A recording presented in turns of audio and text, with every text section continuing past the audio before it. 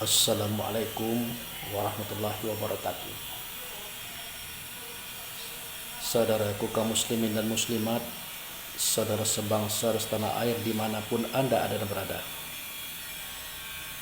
Berjumpa kembali dengan saya Abu Fikri dalam rangka kebaikan, kebenaran, dan demi mempermudah langkah-langkah kita kepada jalan yang selamat, yaitu Allah dan Rasulnya.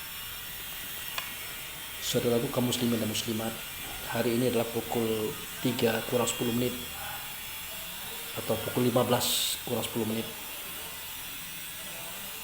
dan saya sedang berada di Yayasan Tipas, tempat saya melaksanakan praktek kerja lapangan sebagai persyaratan perkuliahan untuk membuat judul proposal untuk skripsi untuk mencapai selesainya ujian strata satunya saya dengan jurusan konseling Islam. Ada yang bertanya kepada saya bahwa bagaimanakah kedudukan orang tua itu dalam pandangan Pak Abu Fikri. Ya, karena saya adalah orang tua, usia sudah masuk 59 tahun. Pertanyaan itu sebenarnya menyentuh perasaan dan diri saya pribadi sebenarnya. Tentu ada kesedihan di hati saya untuk saya menceritakannya. Orang tua itu kan terdiri dari ayah dan bunda. Mereka itu tadinya adalah pemuda dan pemudi, remaja, yang laki-laki wajahnya ganteng gagah, gesit, yang perempuan wajahnya cantik, indah dan gesit. Tapi setelah mereka menikah, mereka punya anak dan mereka berjuang jatuh bangun dalam kehidupan berumah tangga. Sedih senang mereka lalui, sakit derita mereka lalui. Itu tidak bisa dikatakan. Memang itu yang harus diterima oleh orang tua sebagai resikonya. Kalau ditanyakan bagaimanakah penderitaan seorang ayah seketika mencarikan nafkah bagi anak-anaknya, berat untuk diceritakan. Karena seorang ayah itu adalah orang yang pandai tersenyum di dalam menangis, orang yang pandai diam di dalam gundah, orang seperti kenyang di saat dia sedang lapar. Semua itu dia lakukan demi anak-anaknya. Juga ibu lebih luar biasa lagi. Dari pagi, bangun pagi, mengurus kepentingan suami dan anak-anak, mengurus rumah, membersihkan rumah, termasuk pakaian, dan menata segala-galanya.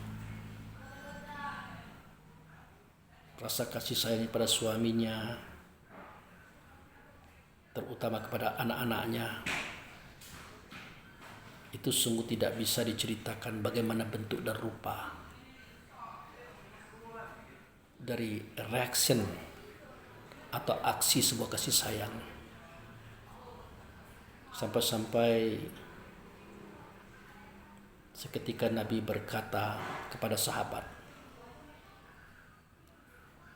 Al-jannatu tahtil umi, surga itu di bawah telapak kaki ibu. Jadi nilai surga itu begitu tingginya, tapi dibanding dengan ibu menjadi rendah. Jadi ini yang perlu dipahami oleh anak-anak. Makanya saya katakan bahwa Seorang ayah adalah wujud daripada keberadaan Tuhan. Ingat ya, bukan wujud Tuhan ya, wujud dari keberadaan Tuhan. Dia adalah tangan kanannya Allah bagi anak-anaknya. Kekuatan dan kekuasaan Allah, perlindungan Allah bagi anak-anaknya itu diberikan oleh Allah melalui ayah. Kemudian rezeki berupa makan, minum, pakaian dan tempat, fasilitas, itu Allah berikan kepada anak melalui ayah. Begitu juga harapan dan cita-cita hidup masa depan dan akhir nanti, itu Allah berikan kepada anak melalui ayah. Dan itu tidak cukup hanya menerima dan memberikan kepada anak, tetapi tidak jarang itu diterima dengan air mata penderitaan. Karena ayah adalah seorang sosok yang pandai tersenyum seketika dia sedang sedih, yang pandai dia merasakan kenyang seketika dia sedang lapar, yang pandai dia diam dalam kondisi sedang kalut, demi untuk memenuhi kepentingan anak dan istrinya. Terkadang di luar dia mendapatkan tekanan, ejekan, cacian, hinaan dari manusia lain karena keadaannya. Terkadang di hati itu meluap emosi kemarahan, dendam, ingin menghancurkan sang pemuak karena sudah terlalu berlebih-lebihan. Tapi dia tahan, dia sabarkan dirinya karena memandang anak. Begitulah ayah. Maka saya katakan ayah itu adalah perwujudan daripada keberadaan Tuhan dalam bentuk tangan kanannya.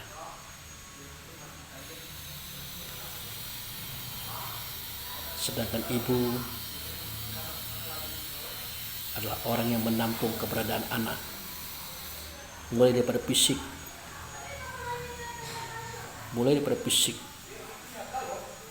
seketika berusia sebulan, 2 bulan, 3 bulan, 4 bulan, sampai 9 bulan, 10 hari, hingga masa melahirkan. Dan tidak itu saja, ibu juga menampung ruh anaknya, yang ruh ini kata Allah sebenarnya kalau dikeluarkan daripada tubuh, luas dan besarnya melebihi langit dan bumi. Tetapi atas kuasa dan kekuatannya Allah, ruh itu bisa ditanamkan ke suatu tempat yang lebih kecil, yang lebih kecil, yang lebih kecil lagi. Itulah dunia, itulah tubuh, itulah hati kita. Seketika ibu menghamili anak, makan tak sedap, tidur tak nyenyak, badan letih lelah, terkadang diserang juga oleh penderitaan hati, mungkin daripada keluarga itu sendiri atau tetangga atau siapapun. Dia menghidangkan makanan dan minuman di pagi hari, di saat kita belum bangun, ayah belum bangun, dia sudah bangun. Dia mempunyai kebanggaan seketika dia menyiapkan sarapan pagi, seketika dia siap memandikan anak-anak dan memberi baju, membawanya bermain seketika masih bayi. atau mengantarkan sekolah seketika dia sudah mulai sekolah, dan dia mencuci, memasak, merawat rumah dan membersihkannya, dan banyak lagi penderitaan yang lain yang ibu derita untuk anak.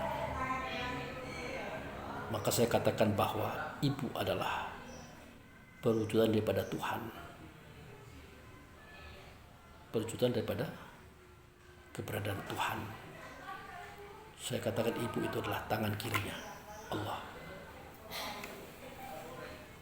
Jadi tidak ada kita anak ini kalau bukan karena Tuhan. Tidak ada kita anak ini kalau bukan karena ayah ibu. Jadi kita tidak boleh berbohong, tidak boleh mengkhianati, tidak boleh memanipulasi kenyataan. Dalam hidup ini kita lebih banyak mendapat kebahagiaan, kesenangan, ketentraman, kenyamanan, kegembiraan. Semua itu tidak pernah kita peroleh kalau kita tidak hidup. Hidup itu tidak pernah kita peroleh kalau kita tidak lahir. Lahir itu tidak pernah kita peroleh kalau ayah dan bunda itu tidak ada. Jadi perhatikanlah di hari tuanya orang, perhatikanlah di hari tuanya orang yang menjadi tempat Allah memberikan itu, sehingga berisi alam ini oleh karenanya. Itulah anak-anak tadi. Dan saya hanya ingin menyampaikan pesan kepada kita semua. Sayangilah ibu, sayangilah ayah. Cintailah ibu, cintailah ayah. Kasihilah ibu, kasihilah ayah. Apalagi setelah mereka tua nanti, banyak-banyaklah kita memaafkannya. Banyak-banyak kita memaafkannya. Kenapa sedemikian? Karena Allah Subhanahu wa Ta'ala mentakdirkan kepadanya seperti yang ditulis oleh Allah dan Rasul, yang tulisan itu tertuang pada kitab surat Yasin ayat 68 yang bunyinya, wa man nu'ammirhu nunaqishu fi khalqi afala yaqilun. Dan barang siapa yang kami panjangkan usianya, niscaya kami kembalikan dia kepada awal kejadiannya. Mengapa mereka tidak mengerti? Mengapa mereka tidak menggunakan akalnya? Mengapa mereka tidak berpikir dengan segala sesuatu itu?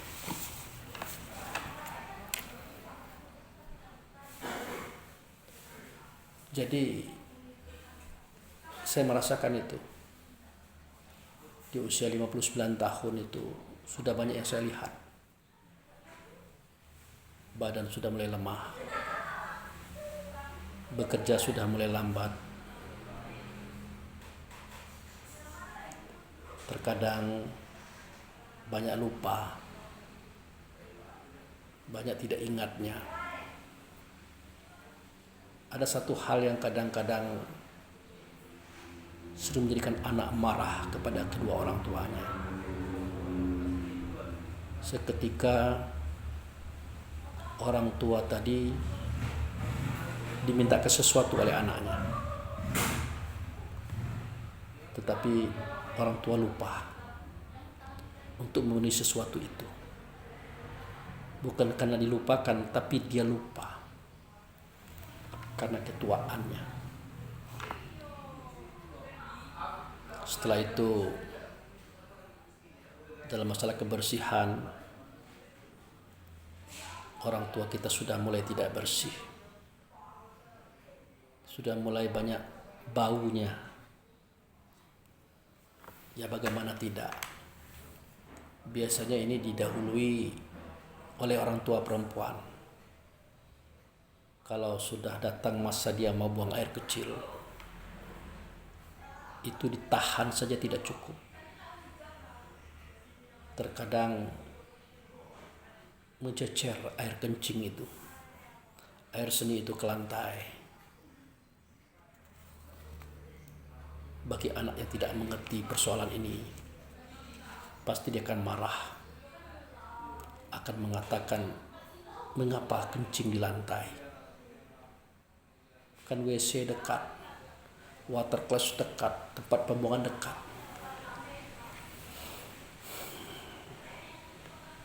Itu tidak diinginkan oleh ibu.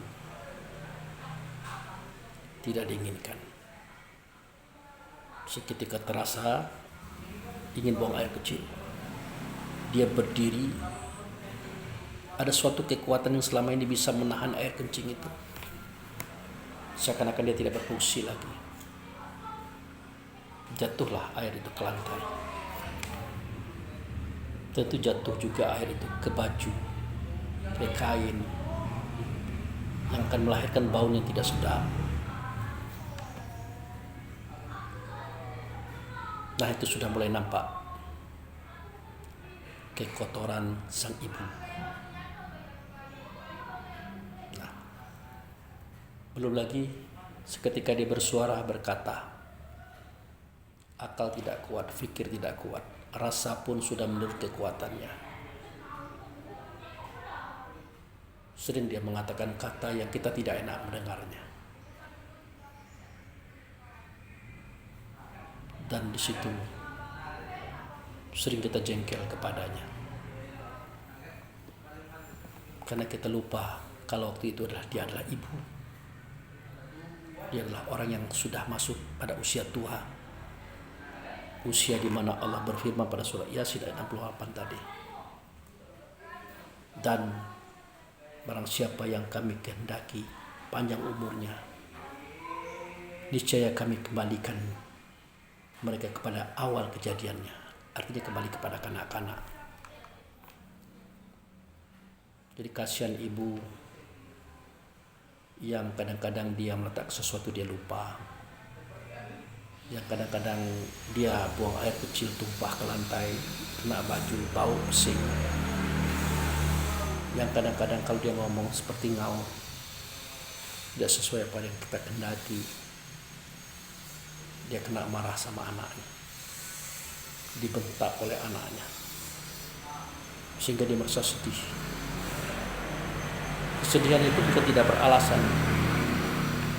Alasannya adalah karena dia adalah melahirkan kita. Dia yang menjaga kita waktu kita sedang lemah, tidak berdaya. Dia merawat kita dalam kondisi kita sulit, tidak mampu berbuat apa-apa. Dan dia pula yang menjadikan kita seperti hari ini. Dia berdoa, dia berharap untuk kebaikan kita. Dia berkeinginan bagaimana kita bahagia. Untuk itu dia rela menderita. Dia rela makannya tidak cukup, asalkan kita cukup. Itu teringat, itu dia teringat. Sewaktu kita memarahi dia, itu dia teringat. Kemudian dia juga tidak mengerti dengan keadaannya. Kenapa kok kencing ini tumpah, padahal dia sudah menahannya? Kenapa dia lupa meletak sesuatu, padahal dia coba mengingatnya? Nah, seketika itu kita marah. Akhirnya dia sedih. Pada saat itu dia merasa dia tidak bersalah. Karena dia tahu persis kenapa dia seperti itu. Tetapi kita yang tidak mengerti. Maka saya katakan, maafkanlah ayahmu, maafkanlah ibumu. Nah, bagaimana dengan ayah? Sama. Ayah dengan ibu itu sama, cuman berbeda. Untuk kerapuhan, biasanya ibu lebih dahulu daripada ayah. Makanya jangan sampai ibu dan ayah kita sakiti. Apalagi kita bebani untuk mengasuh anak-anak kita. Dia mampu beranak 10 orang dan mengurus kita 10 orang. Tapi waktu itu dia sedang gagah-gagah, sedang kuat-kuatnya, sedang bergairahnya. Tapi sekarang dia sudah lemah, sudah tidak berdaya. Jangankan untuk mengurus anak kita, untuk mengurus dirinya sendiri dia sudah tak kuat lagi. Maka jangan sampai kita menjadikan ibu kita sebagai orang-orang yang terkesan diperbudak hanya untuk kepentingan kita. Ingat, dia telah mengasuh kita dari kecil hingga kita dewasa. Kita belum memberikan apa-apa kepada dia. Kini kita tugaskan pula dia untuk mengasuh anak-anak kita. Dan tidak jarang dia dimarah, dibentak oleh kita. Bahkan ada keinginan hati menginginkan dia untuk cepat kembali kepada Tuhannya. Na'udzubillah min dzalik, summa na'udzubillah min dzalik. Itu saja saudaraku. Maafkan ibu, maafkan ayahmu. Jangan disalahkan mereka kalau mereka salah. Karena itulah situasi keadaan yang terjadi pada mereka seketika usia tua itu datang. Dan itu pasti akan datang kepada diri kita masing-masing. Karena azan, kita cukupkan tausiah ini. Terima kasih. Assalamualaikum warahmatullahi wabarakatuh.